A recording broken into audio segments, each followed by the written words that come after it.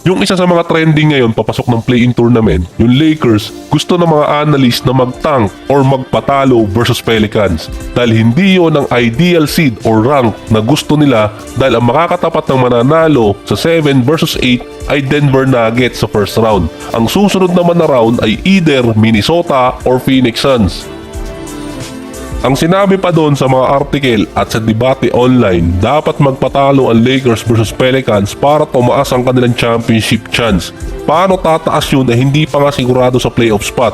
Baka matetano pa ang abuti ng Lakers doon. Dahil yung kabilang bracket nga, OKC, tapos yung next round, pwedeng Dallas or kaya Clippers. Actually, wala naman sinabi doon ng Lakers na iiwas sila or magtatang versus Pelicans. Mostly kasi yun, debate o reported sa mga sports website. Kasabay kasi ng report na si LeBron ay questionable at si Anthony Davis naman ay probable sa game nila sa Pelicans. Yung status na yun, ang usual status ng dalawa since start pa ng season dahil meron silang active injuries.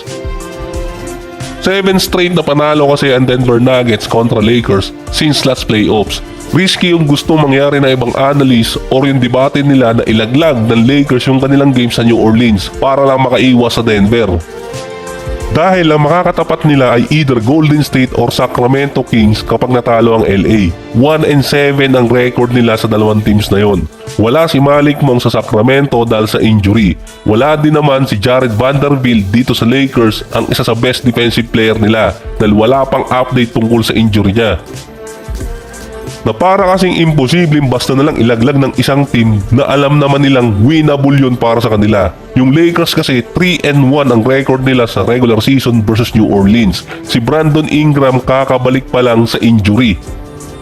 Ang sinabi naman ni Jokic sa interview dahil mag-iintay pa naman sila na makakatapat sa first round, magkakaroon sila ng ilang araw na pahinga para magpagaling sa injury. At baka makuha nilang katapat ay yung gusto ng mga fans para bumalik ang sigla. So paparating pa lang di umano sa exciting part.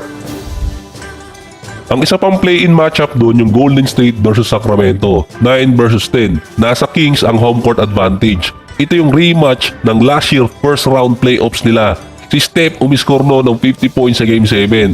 Base sa report, makakalaro si Steph versus Sacramento at itatrato nilang Game 7 environment.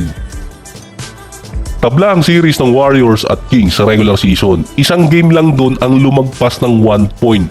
Yung ibang games, last seconds na nagkatalo at isang puntos lang yun lamang. Ang problema nga lang ng Sacramento, nung last 2 games na sila ay nanalo sa Golden State na isang puntos lang, wala ngayon yung dalawang players na nagdala dun, si Malik Monk at si Kevin Huerter.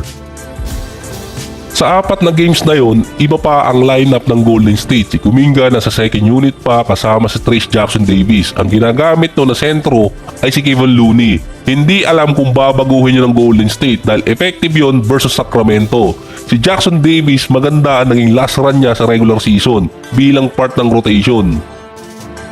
Kumbaga mas subok yung dating rotation ng Golden State kumpara sa bago nila ngayon. Ang Sacramento naman ang ipinalit nila sa starting unit si Keon Ellis. Since April sa 5 talo ng Sacramento, 4 doon natalo sila sa last quarter or kaya sa less than 5 minutes. Kinukulang sila ng scorer na malaking bagay doon si Malik Monk bilang 6-man. Sa ngayon kasi wala pa namang official report kung sino nga ba yung hindi maglalaro. Alam na rin kasi ng ibang team na i-score si Sabonis at si De'Aaron Fox. Ang next player kasi doon si Keegan Murray at si Harrison Barnes. Yung nawala dito sa Sacramento yung 27 points per game na combined average na Huerter at ni Malik Monk.